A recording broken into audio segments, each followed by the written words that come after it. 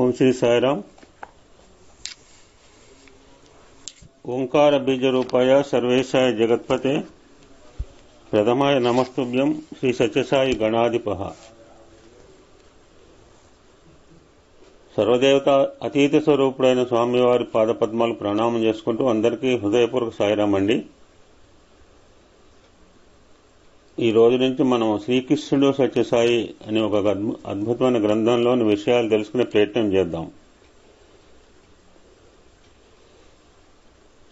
దీన్ని మనం పఠనం శ్రవణం చేస్తే వ్యాస భాగవతము, గర్గ భాగవతము, పోతన భాగవతము, హరివంశము, భారతము, భగవద్గీతలోని అద్భుతమైన అంశాలు మనం కొంతవరకు ఆకలింపు చేసుకునే అవకాశం, అదృష్టము స్వామి మనకు ప్రసాదించారు. మొదటగా ప్రారంభంగా ఒక అద్భుతమైన అంశంతో ఈ యొక్క గ్రంథం ప్రారంభమవుతుంది.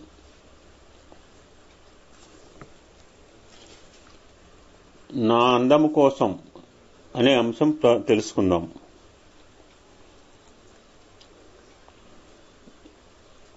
స్వామి ఈ విధంగా చెప్తారు. ఇందులో అన్ని కూడా స్వామి మాట్లాడండి. స్వామి వివిధ సందర్భాల్లో చెప్పిన అంశాలే. నా ఆనందం కోసం నేను ఈ విశాల విశ్వాన్ని సృష్టించదలిచాను. అప్పటి వరకు నేనెవరో తెలుసుకొనటానికి ఎవ్వరూ లేరు. ఇక్కడ కేవలము సంకల్పించినాను అంతే. తక్షణమే పర్వతాలు పైకి లేచాయి, నదులు ప్రవహించసాగాయి, క్రింద పృథివీ పైన గగనం ఏర్పడ్డాయి, సముద్రాలు ఉప్పొంగినాయి, సూర్యుడు చంద్రుడు ఎడారులు సమస్తం ఆకృతి ధరించి నా ఉనికిని నిరూపించసాగినాయి. అంటే సూర్యుడు కూడా సాక్షాత్తు సూర్యనారాయణుడు. సూర్యుడు చంద్రుడు ఎడారులు ఇవి అన్యము కాదు. నా ఆకృతి ధరించి నా ఉనికిని, అంటే ప్రకృతి కూడా పరమాత్మ స్వరూపమే అని మనం గుర్తించమని బోధ చేస్తున్నారు స్వామి. ప్రత్యక్ష నారాయణ సూర్యభగవానుడు ఎటువంటి ఆపేక్ష లేకుండా తన యొక్క సూర్యరశ్మిని సమస్త జీవరాశులకు అందిస్తున్నాడు. ఇక్కడ తేజోమయ స్వరూపుడు. ఆ సూర్యమండల స్థితిలోనే ఉంటుంది సవితుర్దేవత. గాయత్రి దేవతకి, గాయత్రి మంత్రానికి అధిష్టాన దేవత అయిన సవితుర్దేవత ఎక్కడ ఉంటుందంటే సూర్యమండల స్థితిలో ఉంటుంది ఆవిడ. అప్పుడు మానవులు, జంతువులు, విహంగాలు అనేక జీవరాశులు మాట్లాడటం, వినటం, విహరించటం నేర్చాయి. అందులో ఈ మాట మనం చాలా జాగ్రత్తగా వినాలి. ఎన్నో పర్యాయాలు చెప్పాను నేను. స్వామి అవతార ప్రకటన అని వస్తే ఈ 10 లైన్లు చెప్పకుండా ఎప్పుడు నేను సత్సంగం చెప్పలేదు. These 2 lines are very important. అంటే ఇప్పుడు మనకు తెలిసింది సమస్త సృష్టి ఏర్పాటు అయిపోయింది ఈ 6 లైన్స్ లో. చివరగా ఏం చెప్తారో చూడండి స్వామి. అందులో మానవునికి ప్రథమ స్థానం అనుగ్రహించబడింది. విశిష్టమైన నా విజ్ఞానాన్ని మానవుని మస్తిష్కంలో అమర్చాను. Must underline this word. ఆ భగవంతుని ప్రజ్ఞ, ఆయన విజ్ఞానము మానవుని మనందరి మానవుడు అంటే సమస్త మానవులు, మనందరి మస్తిష్కంలో ఉన్నది ఆ యొక్క పరమాత్మ స్వరూపం యొక్క విజ్ఞానము అని ఒక సందర్భంలో చెప్పిన స్వామి సందేశం. ఇక సెకండ్ ఆస్పెక్ట్ ఇక్కడే మనం ఇంకొక మాట కూడా చెప్పుకోవాల్సి వస్తుంది.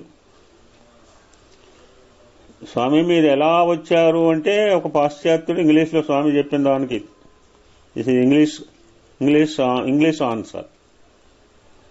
I created myself to love myself. ఎక్కడి నుంచి వచ్చాను? నాలోంచి నేను సృజించుకున్నాను. ఎక్కడి నుంచో రాలా. Just I had a thought, సంకల్ప. I created myself to love myself.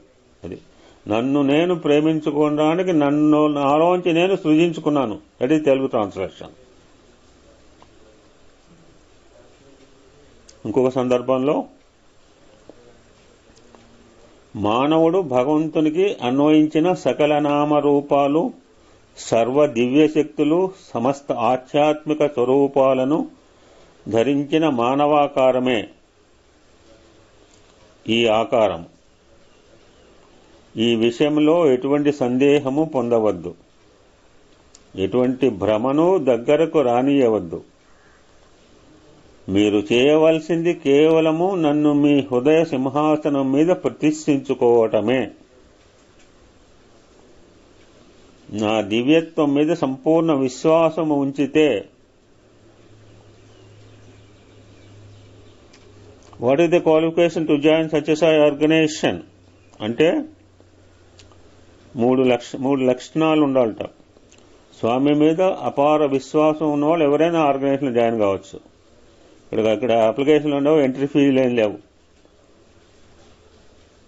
నా దివ్యత్వం మీద సంపూర్ణ విశ్వాసం ఉంచితే మీకు నా నిజతత్వ దర్శన భాగ్యం కలుగుతుంది. ఆ విధంగా కాక మీరు గడియారంలోని పెండ్యులం వలె ఒక క్షణం భక్తితో, మరొక క్షణం సంశయంతో చెలిస్తూ ఉంటే మీరు సత్య దర్శనం చేయలేరు, ఆ బ్రహ్మానందాన్ని పొందలేరు. ఈ జన్మలోనే ఇక్కడే సర్వదేవతా స్వరూపుని దర్శించి బ్రహ్మానందాన్ని అనుభవించే అదృష్టం కలిగిన మీరు చాలా అదృష్టవంతులు అంటున్నారు స్వామి. అదృష్టవంతులం. ఎన్నో వేల సంవత్సరాలు తపస్సు చేస్తే గానీ ఆ యొక్క నారాయణమూర్తి ఋషులకి, మహనీయులకి, సాధు సంపత్తులకి దర్శనం కాలేదు. మనంతా చరిత్ర తెలుసుకున్నామలే. కొన్ని వేల సంవత్సరాలు కఠోర తపస్సు, సర్వము త్యజించి, శారీర సుఖాలు త్యజించి, శరీరాన్ని శుష్కింపజేసుకొని ఆ విధంగా తపస్సు చేస్తే తప్పి నారాయణ గాని పరమేశ్వరుడు గాని బ్రహ్మ ప్రత్యక్షమైన సందర్భాలు లేవు. మనం ఏ జన్మలో ఒక జన్మ కాదు, ఎన్నో జన్మలో చేసుకున్న పుణ్యం వల్ల ఆ సర్వదేవతాతీత స్వరూపుని దర్శించి బ్రహ్మానందాన్ని మనం పొందాం. నిజంగా చాలా మనందరం అదృష్టవంతులం.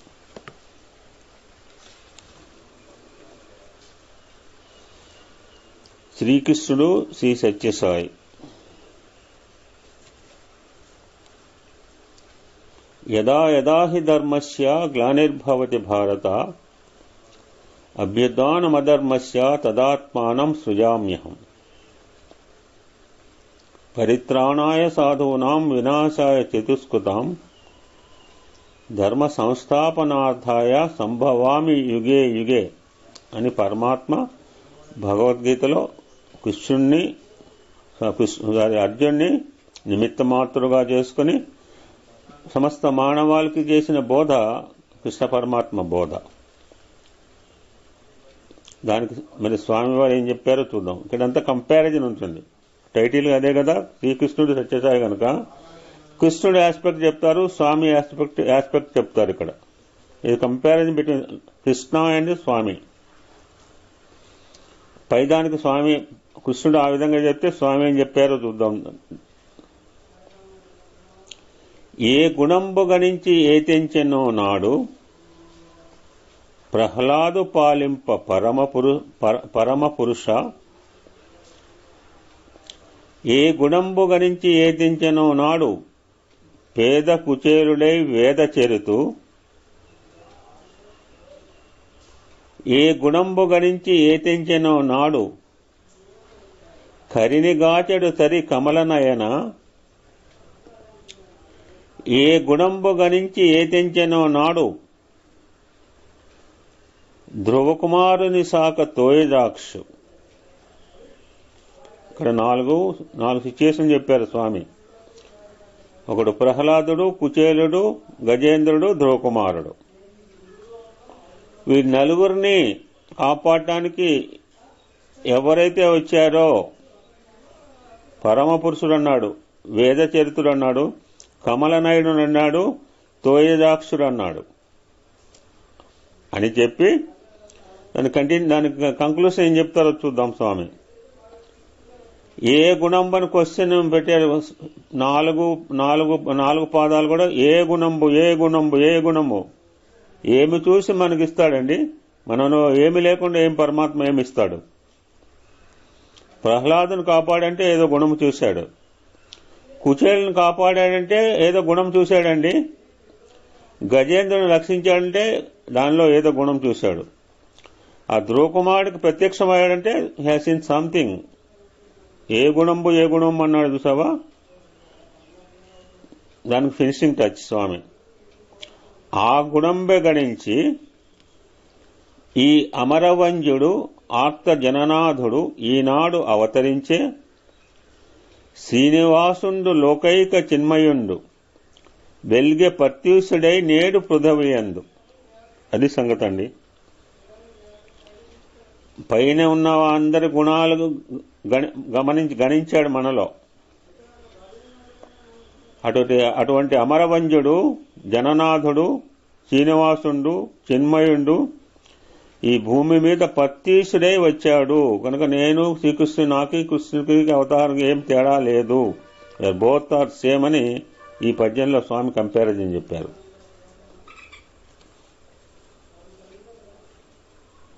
తరువాతి అంశము అవతార సూచన.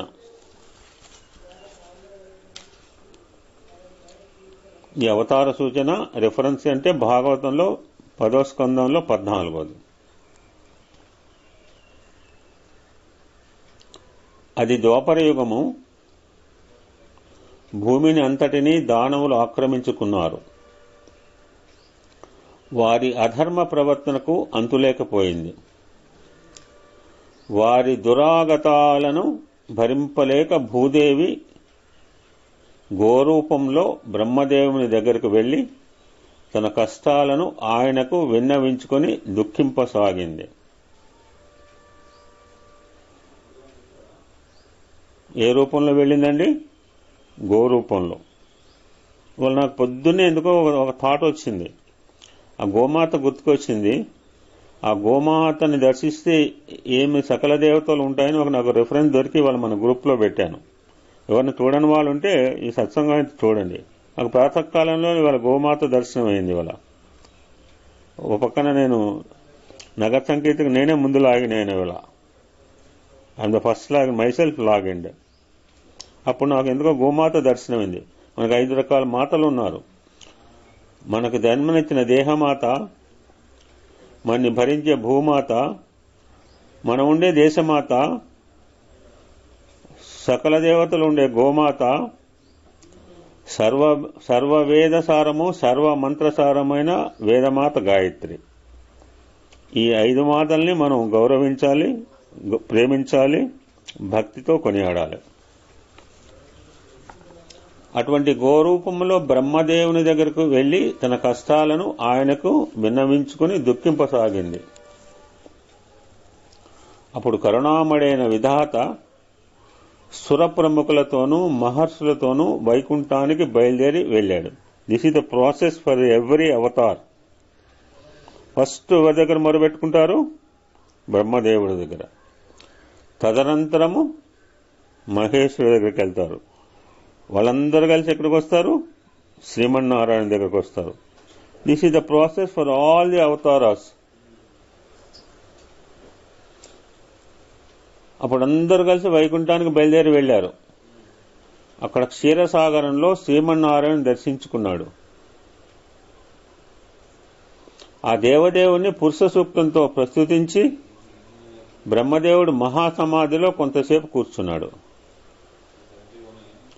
ఆ విధంగా సమాధి ముద్రలో ఉన్న విధాతకు ఒక దివ్యమైన వాణి వినిపించింది. అది విని ఆయన అమితమైన ఆనందాన్ని పొందినాడు.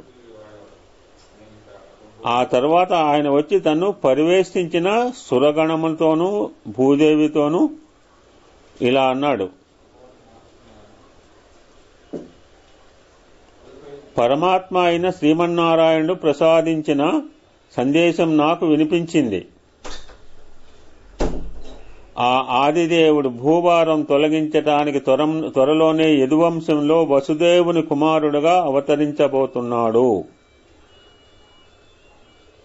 కాబట్టి దేవతలందరూ వారి వారి అంశములతో యదువంశంలో జన్మించాలి. అప్సరసలు భూమి మీద మనోహర రూపాలతో పుట్టి శ్రీహరిని సేవించాలి. శేషుడు శ్రీహరికి ప్రియము చేయగోరి అతనికి అగ్రజుడుగా జన్మింపగలడు, అంటే బలరాముడుగా. జగత్తునంతటిని మోహింపజేసే యోగమాయ శ్రీహరి ఆజ్ఞానుసారం భూమిపై అవతరిస్తుంది అని బ్రహ్మదేవుడు దేవగణాలకు ఆజ్ఞాపించి భూదేవిని ఊరడించినాడు. ఇది కృష్ణ పరమాత్మ అవతారం ముందుకు జరిగిన అవతార సూచన. It's narrated by Brahmadeva to all what he experienced in the tapo in gnana in samadhi sthiti.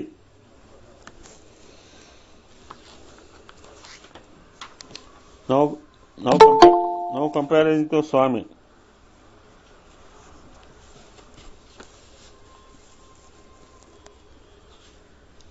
Shri Sathya Sai భగవానుడు అవతరించడానికి ముందు జరిగిన సన్నివేశం ఇది.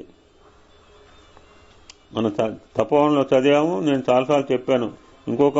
ఇంకో చరిత్ర కూడా చదివాము, స్వీయ చరిత్ర కూడా చదివాము. 3 చరిత్రలు చదివాము స్వామిది మనం.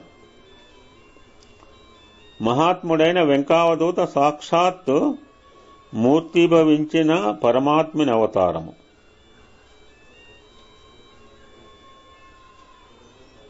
అవధూత అంటే ఒక చోట స్థిరంగా లంగరు వేసిన నావవలే ఉండక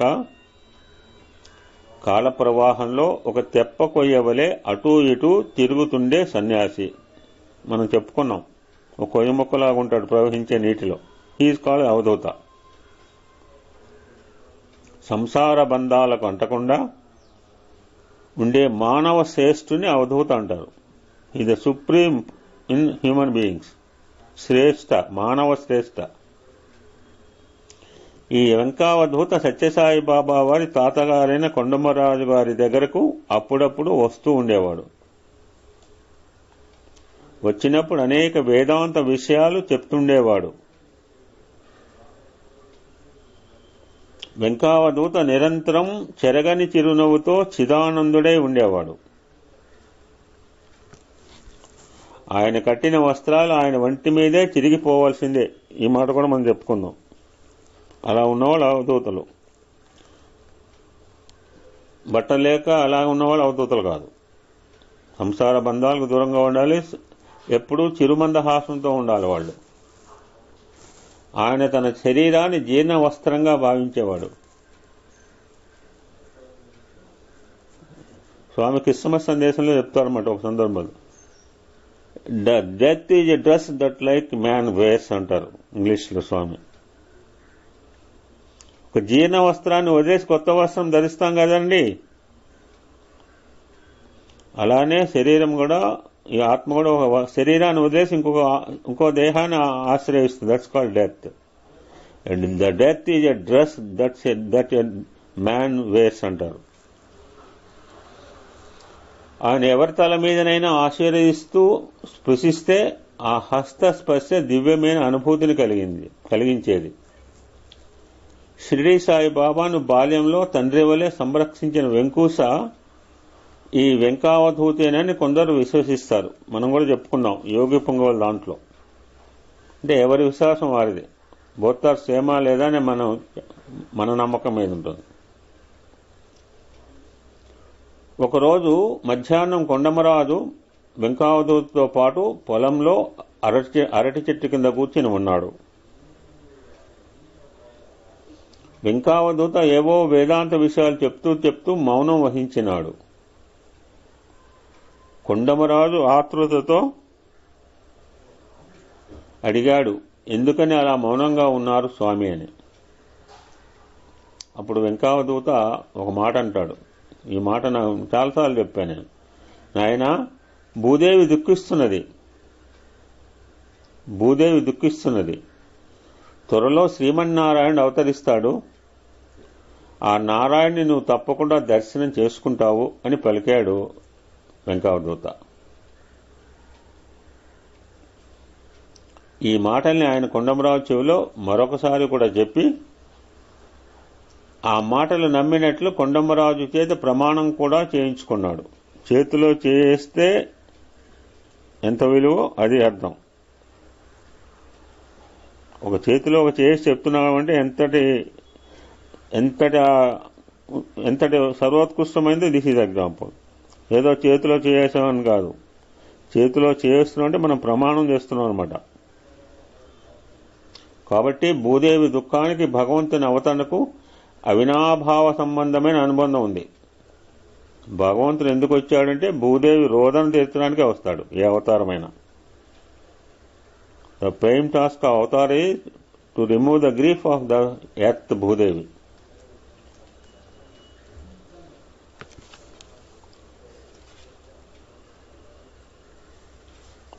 తర్వాత ఆస్పెక్ట్ అభయప్రదానము గంధర్వగానము. ఇప్పుడు చెప్పుకునేది భాగవతం 10వ స్కందంలో 107వ శ్లోకము.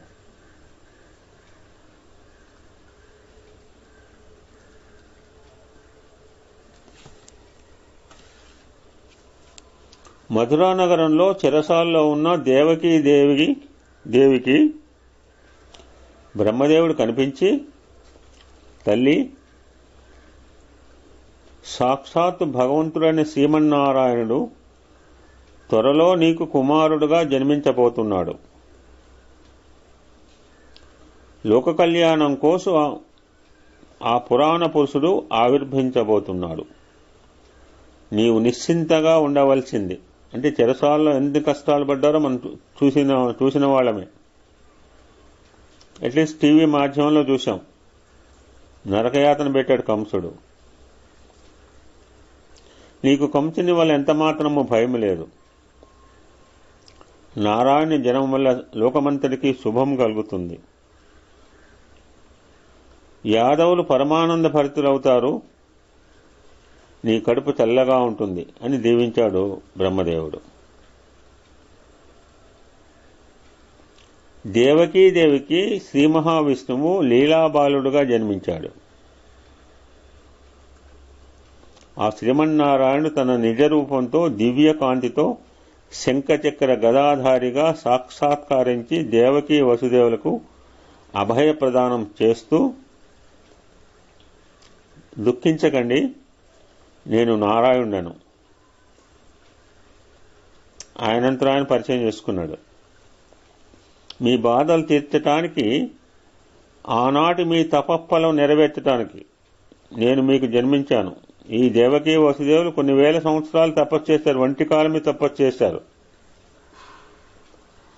అలనాటి తపస్సు ఇప్పుడు ఫలించింది కనుక రిజల్ట్ అనేది ప్రతి పనికి ఒక రిజల్ట్ ఉంటుంది. కర్మకి action and reactions, Newton's third law of motion అంటారు దాన్ని. యాక్షన్ చేస్తే రియాక్షన్ కంపల్సరీ ఉంటుంది. అది వెంటనే జరగవచ్చు, రేపు జరగవచ్చు, వారం కావచ్చు, నెల పట్టవచ్చు, సంవత్సరం పడవచ్చు, ఒక జన్మ కూడా పట్టవచ్చు. వీళ్ళు కొన్ని ఎప్పుడో చేశారు, ఆనాటి తప ఫలితం ఈ రోజు వస్తుంది. కనుక నాకు మన రిజల్ట్ గురించి ఆలోచించదు. మనం భగవద్గీత చెప్పుకున్నాం, కర్మలను ఆచరించడమే మన పని. నా విషయమై మీరేమాత్రము విచారించక జరిగే లీలా వినోదాన్ని దర్శించండి. Just see what is going to happen leela. నాకు కీడు చేయగలవాడు ఈ 14 లోకములో జన్మింపబోడు. No past no future also. నేను పుట్టగానే మీ బంధాలు తెగిపోతాయి. అది కృష్ణ పరమాత్మ చేసిన మొదటి ఏంటంటే తల్లిదండ్రులని బంధ విముక్తం చేశాడు. ఈ విధంగా పలికి దేవకి వసుదేవులను ఆశీర్వదించి వారు చూస్తుండగానే ఒక శిశు రూపం ధరించినాడు శ్రీమన్నారాయణుడు.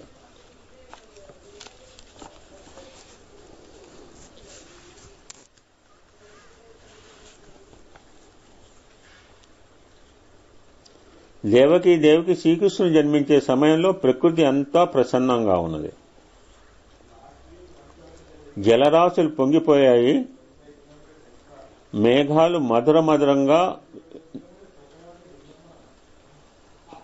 నినదించాయి. దిక్కులు నిర్మలంగా శోభించాయి. మలయమారుతం సుగంధాన్ని శీతలతత్వాన్ని వెదజల్లుతూ మందమందంగా వీచింది. ఉద్యానవనాలు సురబెల సుమాలతోనూ సురుచిర ఫలాలతోనూ విహంగాల కూజితాలతోనూ మనోజ్ఞంగా ఉన్నాయి. అంటే పరమాత్మ వస్తుందంటే ప్రకృతి పులకరించిపోతుందంటే దీనికి ఉదాహరణ. దేవతలు పూలవాన కురిపించారు, గంధర్వులు గానం చేశారు, ఆనందంతో నృత్యం చేశారు, సిద్ధచారణులు పరవశించారు, దేవదుందుబులు మ్రోగినాయి.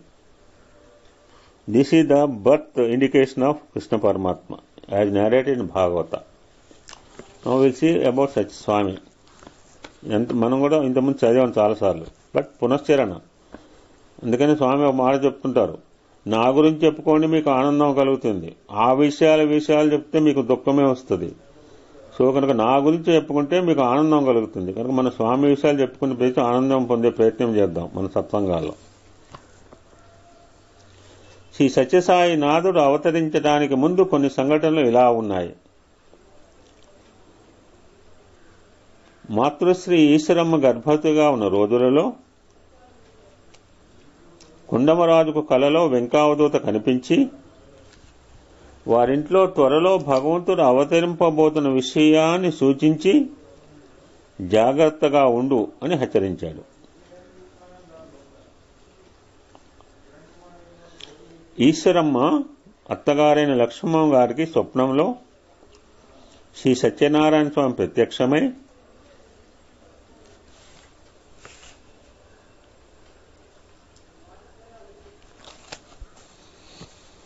తాను ఈశ్వరమ్మకు కుమారుడుగా అవతరించబోతున్నట్లు సూచించినాడు.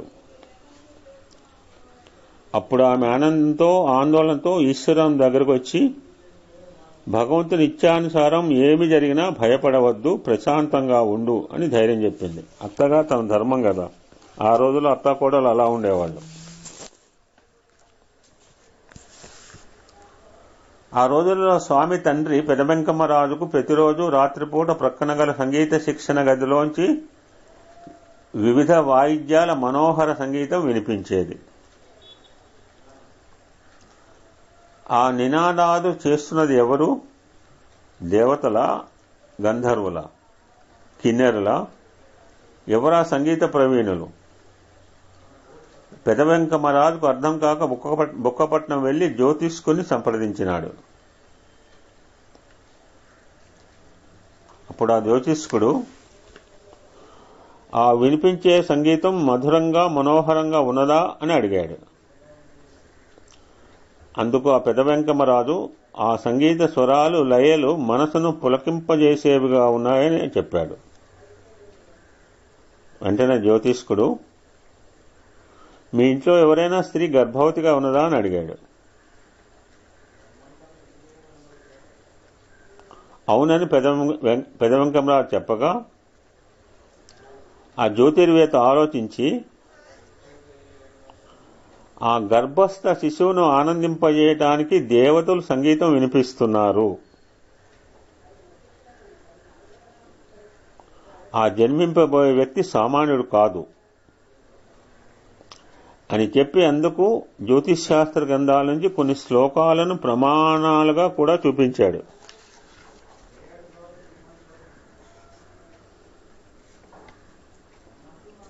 శ్రీకృష్ణుడు అవతరింపబోయే ముందు విధాత దేవకికి కనిపించి చెప్పటం, శ్రీ సత్యసాయి భగవానుడు అవతరింపబోయే ముందు వెంకావధూత కొండమరాజు గారికి కనిపించి సత్యనారాయణ స్వామి లక్ష్మమ్మ గారికి కనిపించి చెప్పటం ఒకే విధంగా కనిపిస్తాయి మనకి. ఎందుకంటే ఇద్దరు ఒకటే. అలనాటి కృష్ణుడే నేడు సాయి కృష్ణుడుగా మనకి దర్శనమిచ్చాడు.